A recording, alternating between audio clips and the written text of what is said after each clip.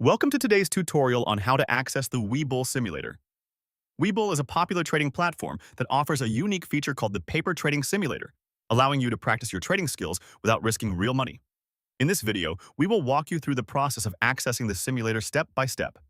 To get started, ensure that you have already downloaded the Webull app on your smartphone or that you have created an account on the Webull website.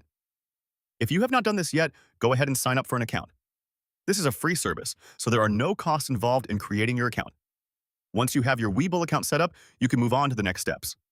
After logging into your Webull account, navigate to the trading interface. If you are using the app, you should find the option for paper trading on the main screen. For desktop users, look for the Paper Trading tab in your interface. Click on this tab to access the simulator. Here, you will have a balance of virtual money that you can use to place trades just as you would in a real market setting. Now that you are in the simulator, take some time to familiarize yourself with the tools and features available. You can practice trading different assets, set up orders, and test strategies without any risk. Make sure to explore all the options available in the simulator to maximize your learning experience. Happy trading and good luck with your practice.